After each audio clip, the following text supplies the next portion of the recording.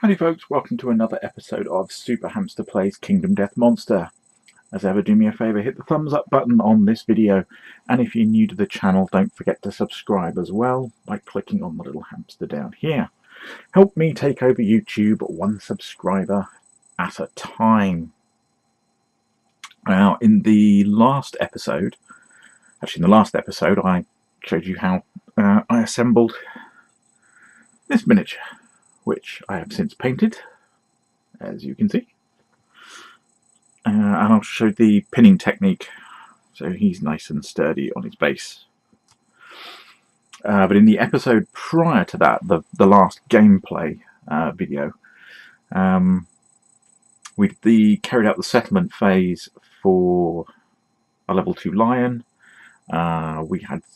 We discovered heat. Somebody got disfigured and vanished. I can't remember who. Was it Gabrielle? Might have been Gabrielle. It's been a few weeks since I've recorded one of these. Yeah, but we managed to then complete a second set of rawhide armour and a set of white lion armour, and we're now going to go and hunt ourselves our first ever screaming antelope. Just the level 1 at this point. Just 1, not 2, not 1 and 1, but 1.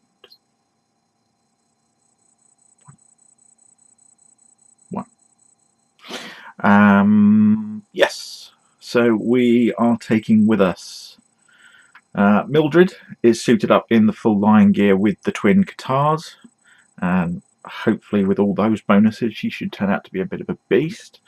We got Mithrax the Wise back with his almighty lion spear. The model's actually wearing lion armour, although it's not quite painted, or it's not fully painted. It needs a top high highlight dry brush to bring out the whiteness of the fur. But yeah, he's actually wearing a suit of rawhide armour, but he's ready to go.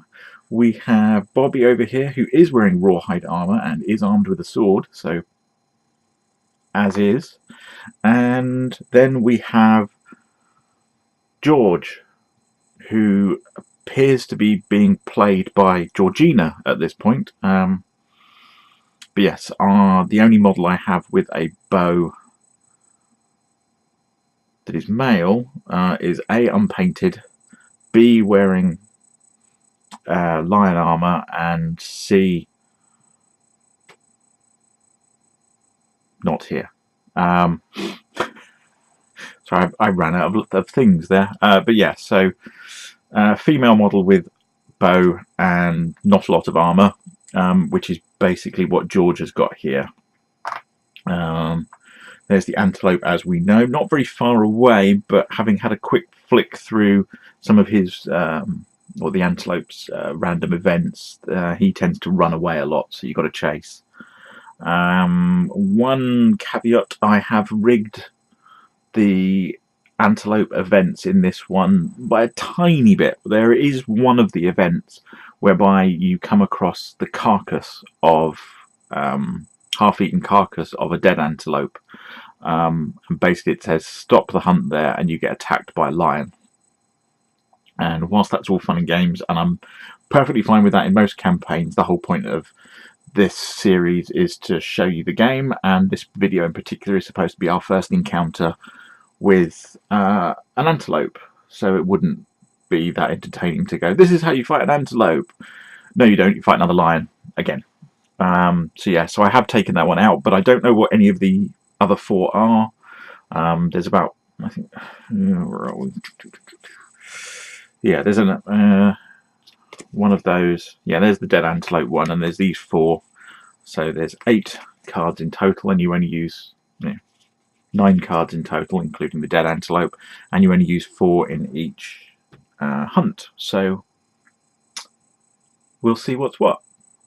I'm going to take a quick drink, and then we'll be back. Okay, so step 1. We'll send George.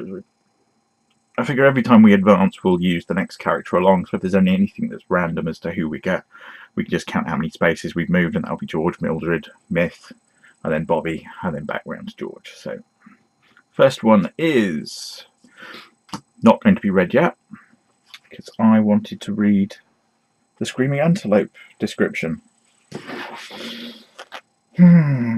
There was once a fearsome monster that was trained by the hand to be the steed for the goblin. However, upon smelling its new master, the monster's mind shattered and it ran into the unknown, foaming at the mouth and biting the noses off of the stone-faced floor. So it's screaming because it's mad. Alright, first event. Migration. Some unseen force has set off a massive migration. Nothing remains but the uprooted acanthia plants and the shattered ground, ruined by hooves. Move the screaming antelope 3 spaces away from the hunt, from the survivors on the hunt board. So, told you they like to run.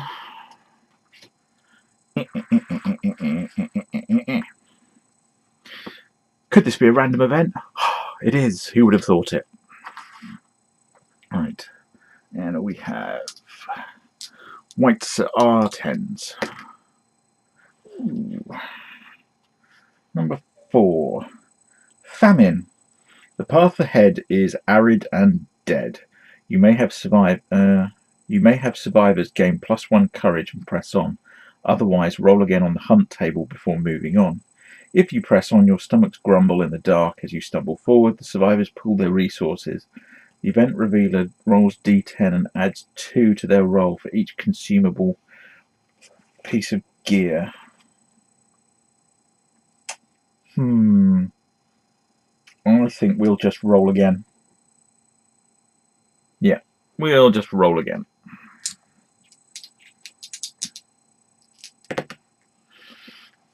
Oh, that's really a good number.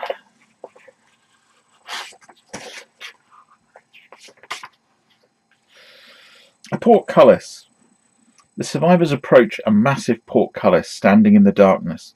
It is not attached to anything and does not bar their way. They may choose to walk around it. If they do, roll again on the hunt table before moving on the hunt board. If the settlement has a portcullis key, which we don't, they may erase it from the settlement record sheet and use it. Each survivor gains 1 courage, portcullis creaks open, blah blah blah. I guess we keep walking. 69. Stop sniggering at the back. Time lapse. The glow of the survivor's lantern blurs, forming trails of light behind them. If the settlement has fought a phoenix, the group recognizes the phenomenon, and all survivors gain 1 understanding. The event revealer then rolls a d10 on the table below. If any survivor has an hour's ring, they may instead select a die roll. Well, we don't. And this would be Mildred. What is it? A d10. 9. The survivors' minds fill with alien memories. They are no longer just themselves. They walk differently. They speak with strange accents. Give each survivor a new name and +1 survival for being named. Each survivor gains 1 hunt XP and 1 random disorder. If the settlement has survival of the fittest and you've already used your once per lifetime reroll, you may use it again.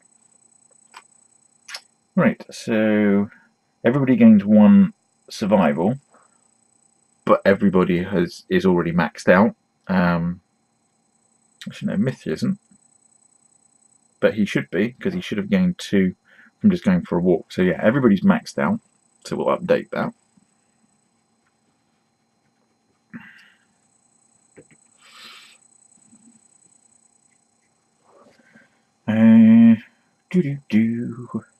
Where are we? I've lost the page now. +1 survival. Each one gains 1 hunt XP and 1 random disorder. So, hunt XP. Hunt XP. So, formerly known as Mildred, is going to trigger her age event.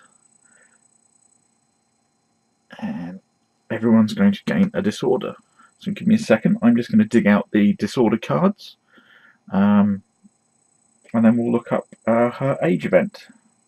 Is there anything else? No, 1 survival, which everyone has, 1 hunt XP, everyone has, 1 random disorder, and a new name. Okay, hang on a sec. Okay, so George is now Gary, Mildred is now Mel, Mithrax is now Murian, Bobby is now Rick.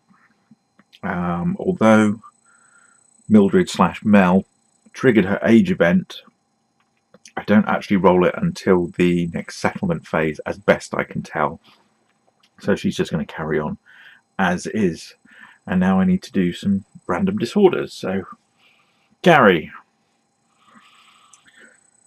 Quixotic. When you carry the weight of the settlement on your shoulders, everyone is counting on you. If you are insane when you depart, gain 1 survival and 1 strength. Okay.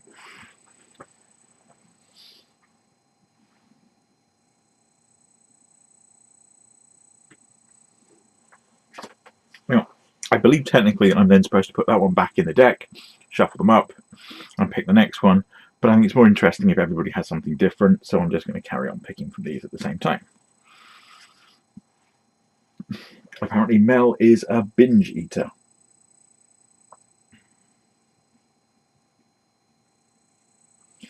Meaning, eating is the only thing that helps you escape your miserable life. You cannot depart unless you have consumable gear in your grid, and you must consume if the choice ever arises. Mirian/Mithrax.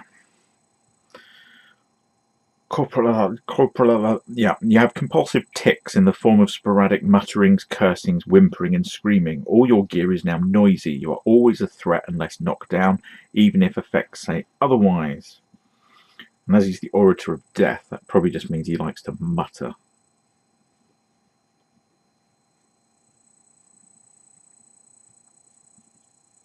Noisy. And finally, Bobby/Rick. Post-traumatic stress. Miss the next settlement phase. You do not contribute or participate in any endeavours. In the next settlement phase, you do not contribute any endeavours or participate in them, and you must skip the next hunt phase. So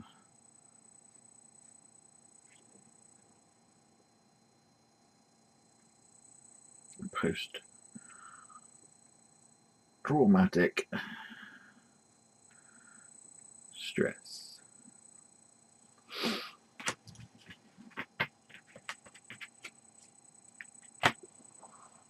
Right.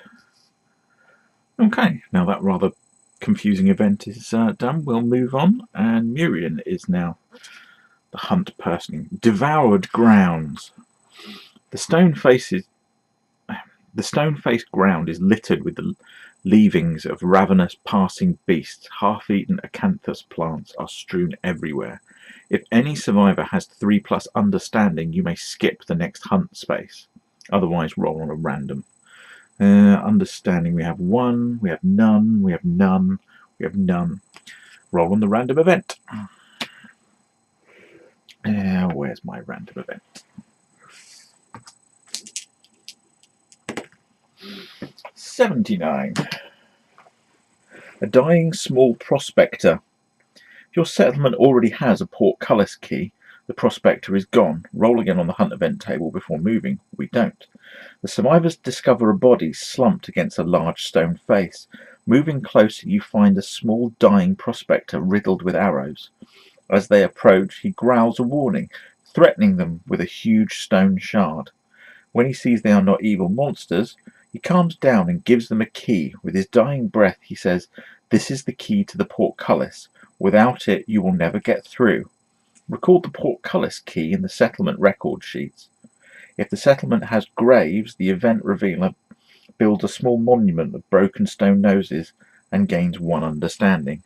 We do have graves, so Mirian gains a point of understanding, and we now have the portcullis key, which I will write down on our sheet now. Move on. It's another random event.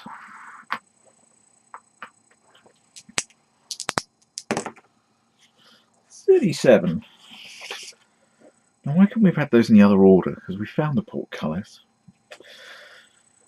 Lost. The survivors are hopelessly lost in the unbroken darkness. Move the survivors 2 spaces back.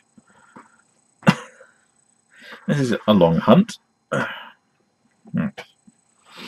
So we move on. And whenever you move into a space where there is nothing, you roll a random event. 94. Maybe we will find the portcullis again. Who knows? 94. A sickening mess. The survivors come across a patch of badly damaged ground. The stone faces are cracked and debris is strewn everywhere. Piles of toxic smelling dung and half-digested viscera litter the area. The survivors approach, but survivors with squeamish refuse to go any closer. Nobody does. Insane survivors consume what they find and make themselves sick. Gain -1 strength token. Insane. So, I need some strength tokens. Now, since the last time I played, I've actually done away with the gorgeous black box that Kingdom Death packs it into. And when I say we've done away with, I have lovingly packed it away. I'm just not using it to transport the game. So all of the tokens I've moved into this box, all of the cards I've moved into card storage boxes, and the whole thing is now in a big plastic packing crate with lots of extra room, as if some new miniatures may or may not be arriving sometime soon. But where are we? Strength. So I'm going to need 3 of those.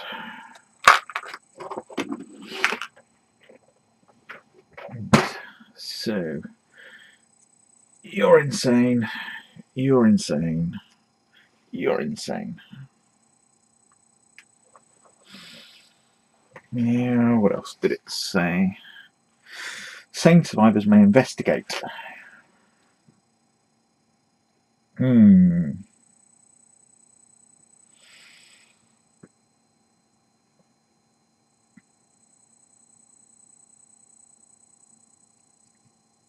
Each gains 1 survival.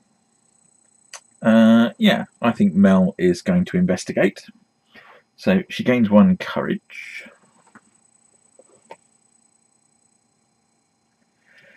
And we roll on the d10 and add her understanding, which is nothing. 9.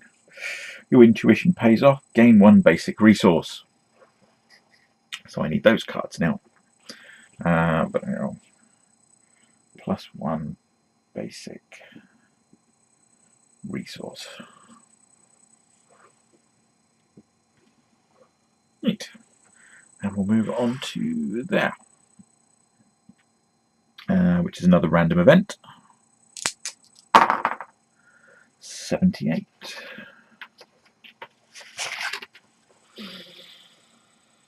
Dead Great Game Hunter. The survivors find a corpse distressed. Let me start that again. The survivors find a corpse dressed in brightly coloured clothes, clutching something to its chest. The event revealer may investigate. If they do, they gain +1 courage and roll a d10.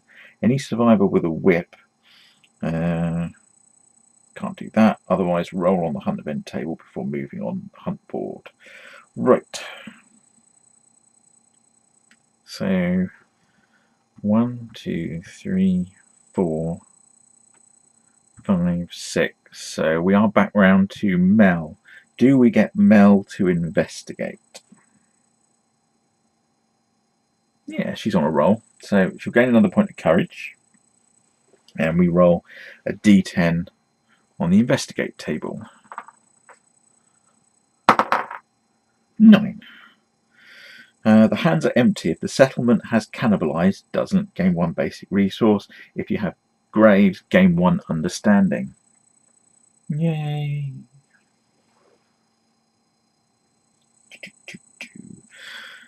And then we'll move on to this one, which, lo and behold, is another random event. Let's get rid of the disorder cards.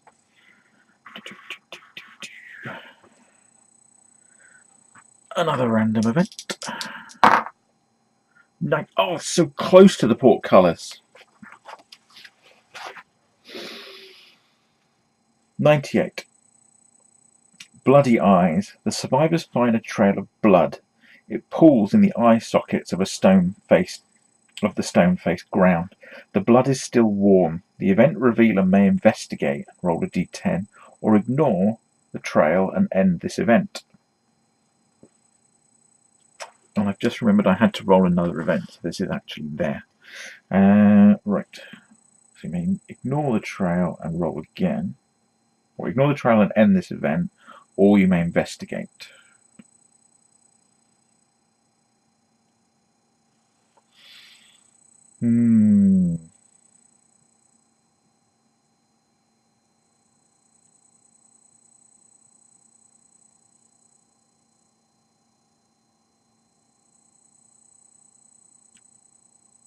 Yeah, why not? So this is Mirian, isn't it? Let's get a decent roll. 6. The trail leads to a huge box. Trapped inside is a young, red-haired survivor. Gain 1 population. Yay! The box is the carvings adorning the box are haunting. All survivors gain 3 brain event damage. So you're down to 0. You're down to 3, and you're down to 1. So you're no longer insane. And you're no longer insane. And Mildred here has to roll on the table for brain trauma.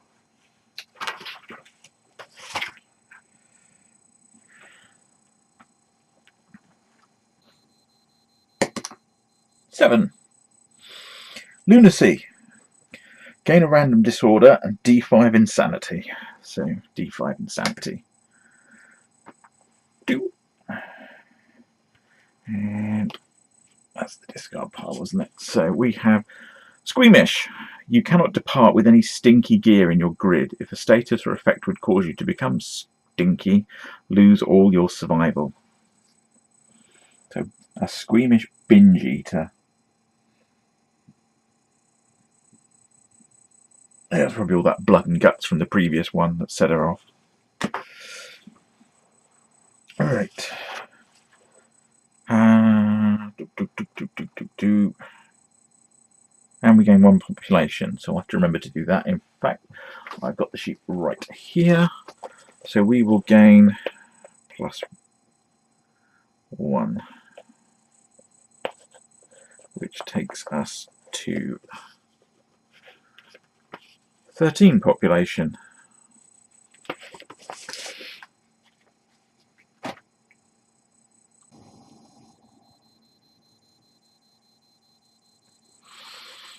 So now we can move on. And roll again. 38.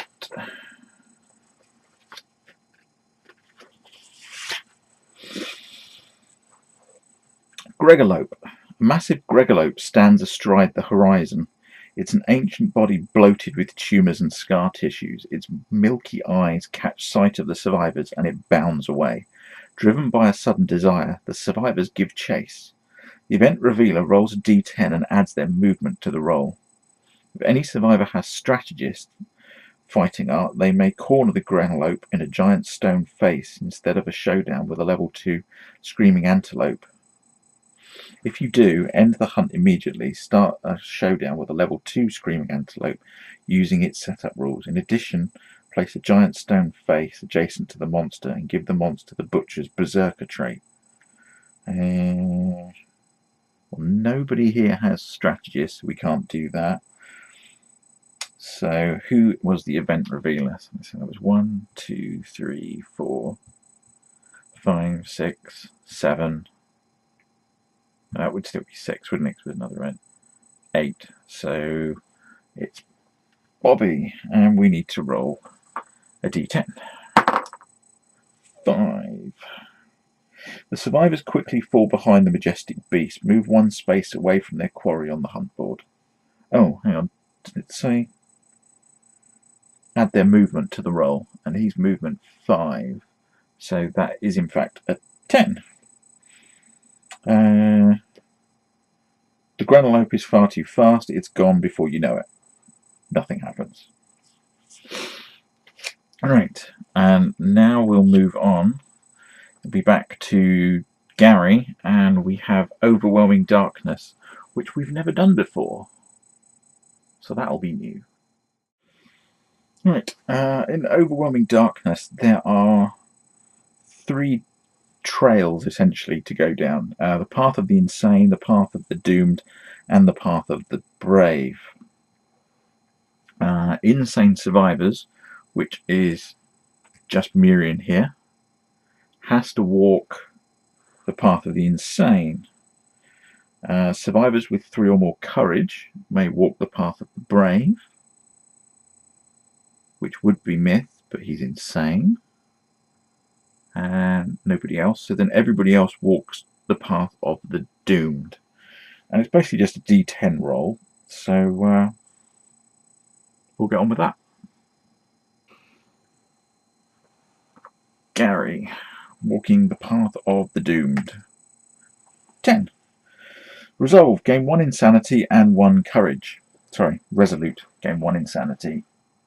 Which takes him to 1. And what was it? 1 courage. Mel.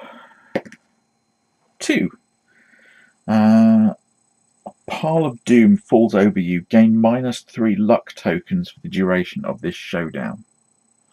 Well, that's not great.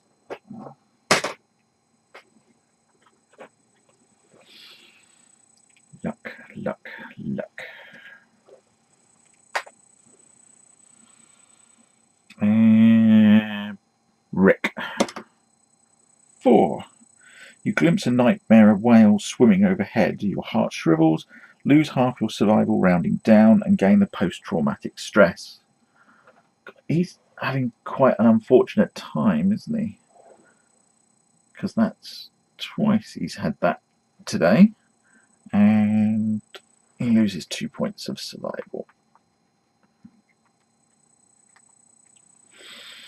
And finally, Myth. Formerly Myth. 8. What was it? The path of the insane. A huge eye stares at you from the darkness. It scares you sane. Set your insanity to 1 and gain the post-traumatic stress disorder.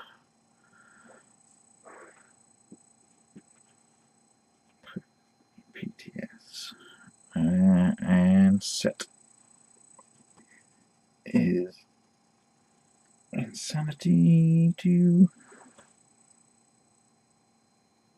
1. Everybody's sane.